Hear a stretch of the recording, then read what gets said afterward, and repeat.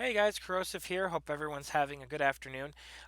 Today we're going to do another quick overview of CubicSDR. We had a request in the comments of the last video by DATcarefreeCowboy, and he wanted to know how to adjust some different signals, features, and settings within the CubicSDR software. So if you haven't seen the first video, check it out in the links below. I'll go over just kind of the basics of how to set it up and how to use the software in a fairly basic manner. So what we're going to go here is I'm going to go over some of the basic features, and then we're also going to go over how to disable AGC, which is your automatic gain control, and switch it to manual control. So that way you can adjust the gain in your waterfall, and you can increase the signal strength of a weak signal or lower one of an overpowering signal within reason, all within software, of course. It's not going to be like having an LNA, but if you're familiar with SDR Sharp, having access to those gain controls is very nice to pick out just the signals you want without seeing all that noise in the background. So let me give you a quick overview of what we actually have to work with here.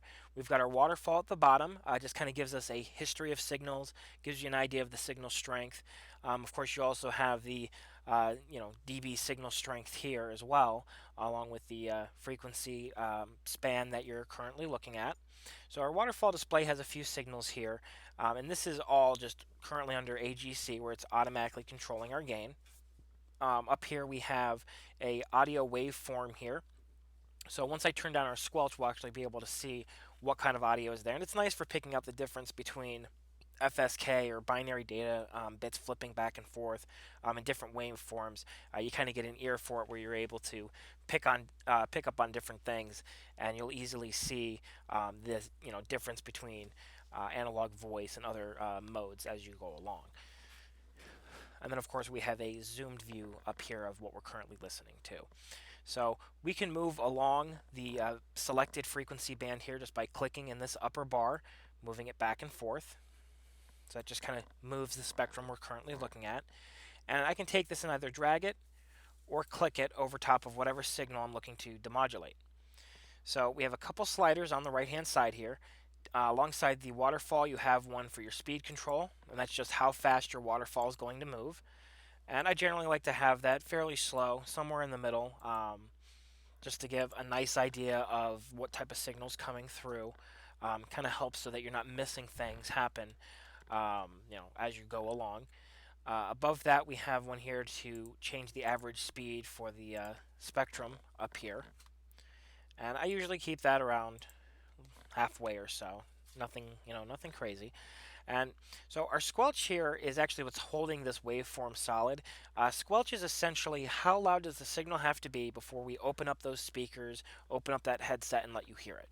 So when we have it above the current signal, you'll see that it's red.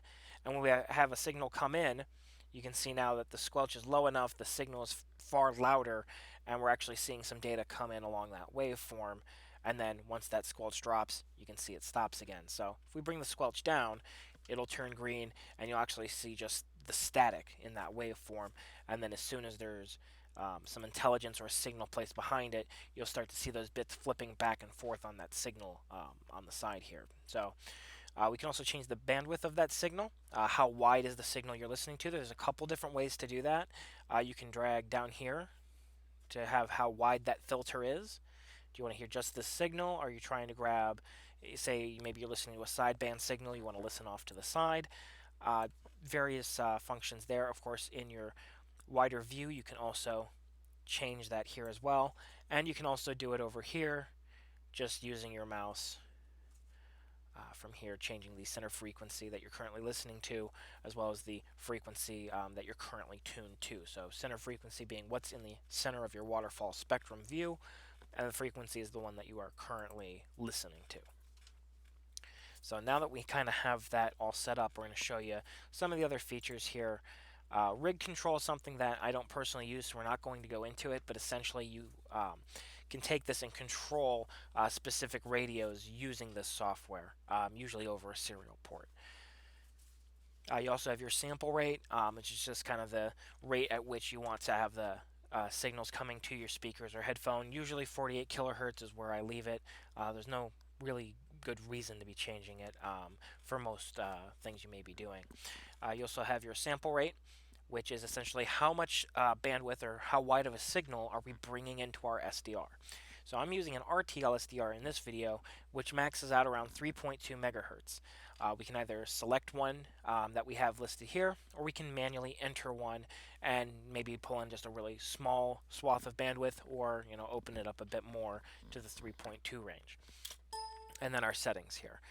So with the settings, we can reduce CPU usage. The software is kind of set up to be a little more efficient. You have your frequency offset. Let's say you're using an LNB or an up converter or a down converter. Maybe you're trying to listen to HF signals, something of that nature that needs to be moved up the band.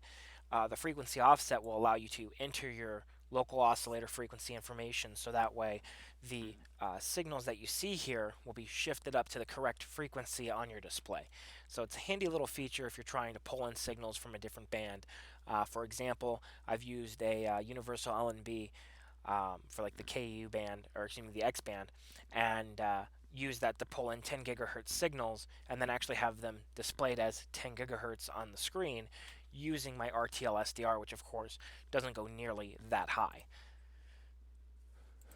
From here, we also have the device PPM. This is basically how far off frequency the device is. That's the parts per million. Generally, that's something that will either be seen on the device itself, or there's a RTL tool that can pull that information up for you as well. Generally, I don't change it because I don't work with anything sensitive enough right now to need that. And then we have our automatic gain control. Now that I've turned that off, you'll see we have a new slider here. You'll see the signal's also gotten a bit weaker. We're not seeing as much noise in the background. So this slider will actually let us reduce the amount of gain that we have. So we can see we had a really strong signal over here that was kind of breaking through. You can see it's pretty light at the moment. We can bring this up and make that signal far stronger, to the point where maybe it's even overpowering. So this is where you get your gain control to get your fine tuning. If you're familiar with our SDR Sharp, then this is something that you're probably more used to seeing, things of this nature, where you can actually adjust that gain setting. So this was something that was added, I think, in 2015, if I remember correctly from reading the GitHub for the software. Of course, if you look in the links below, there'll be a link back to the old video on how to set things up. And of course, I'll link to the main website so you can download the software if you're interested.